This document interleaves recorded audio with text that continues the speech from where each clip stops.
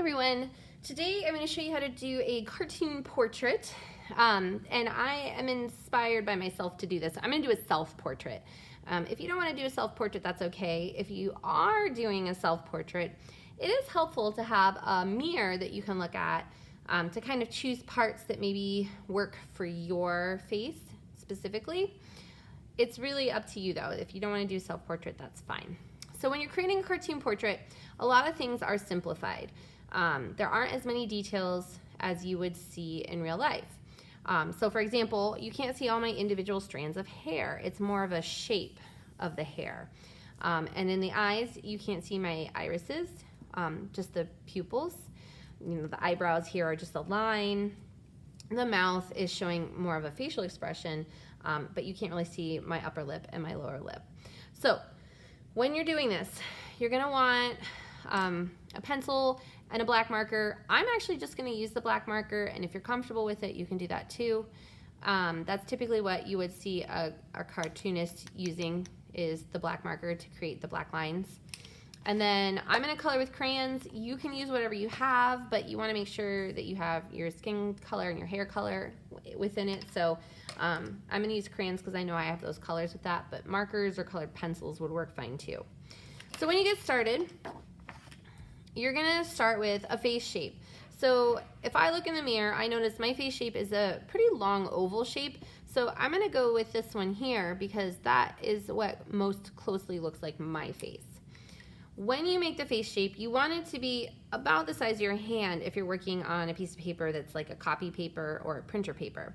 So it helps to kind of look at your hand on the paper first to get a sense of what size that's gonna be.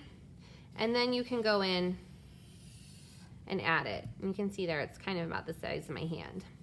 The second step here is to draw neck and shoulders. So you can decide on your neck, is it gonna be skinny? Is it gonna be really wide? Are you gonna do square shoulders or curvy shoulders, or one where you don't look like you have a whole lot of shoulders? Maybe your neck's extra long, maybe it's really short. So 2 lines there for the neck. I'm gonna do mine, I think, kind of wide, like that. And then I am gonna do the square shoulders. And I'm gonna make my shoulders go all the way off to the bottom edge of the paper here. All right, so now when you draw hair, there's 2 parts to your hair.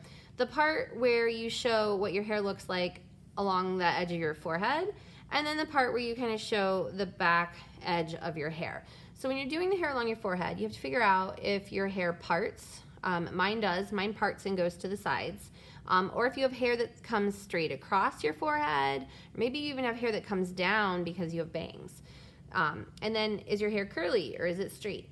Or maybe your hair is sticking straight up from your forehead. So there are some examples here. They may not be a perfect match for you. There's some other hair examples down here in the 8th step as well that you could look at if you're wearing your hair up, for example. So my hair parts, and it parts pretty close to the middle. So I'm gonna do the part first, and then my hair comes down and around, and my hair is really long and it goes behind my shoulders. And my hair is very straight. All right, so that is gonna be the shape for my hair. It's long, it's straight, and it parts. So now I have to decide on eyes. If you want to put ears in, you can do that. Maybe they're hidden by your hair, maybe they're not. But your ears typically are around the center point here of your head. So if you wanna add ears, you would add them close to the middle. Your eyes actually are pretty close to the middle as well. So you don't want to put your eyes too far up. You got to leave space for your forehead.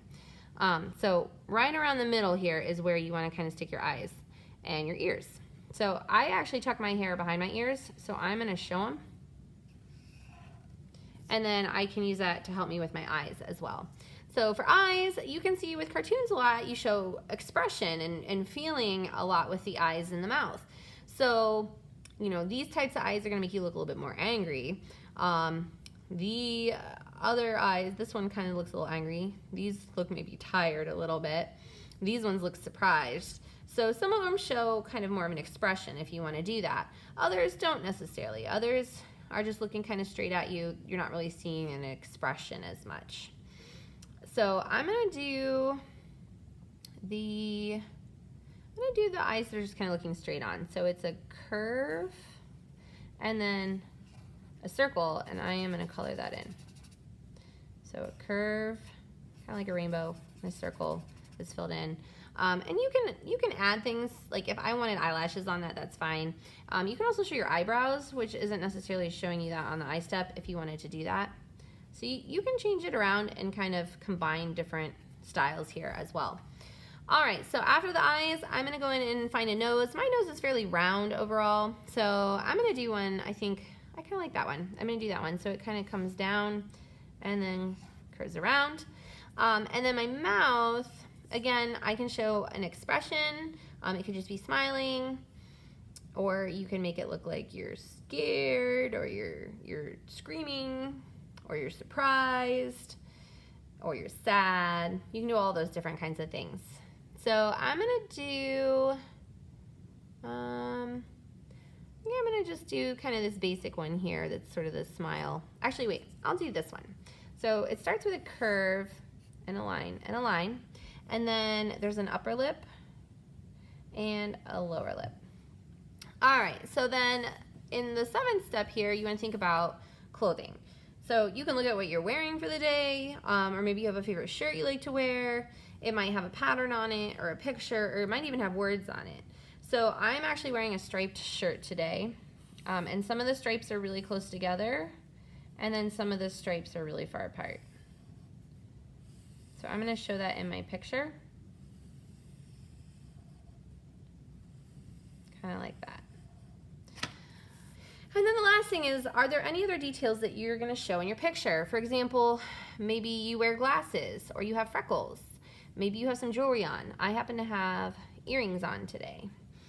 Maybe you're wearing something in your hair. Maybe there's a hair bow or a clip of some kind, some sort of detail that you can show there.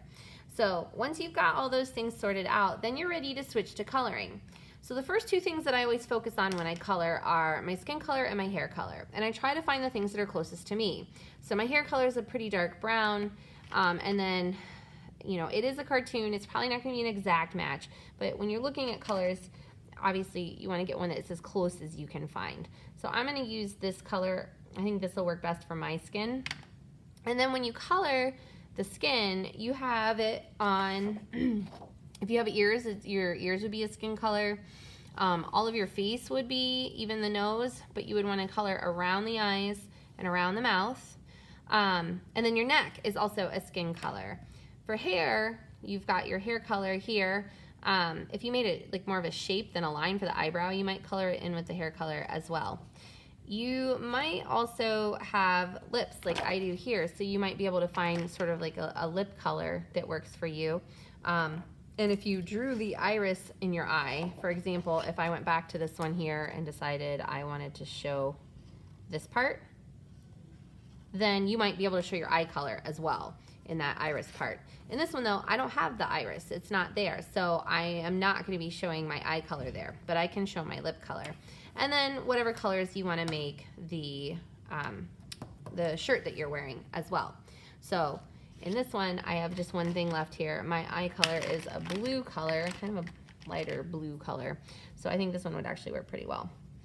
So then try to do your very best coloring. Make sure you're coloring the whole space, not leaving a lot of white space showing, and coloring inside the lines.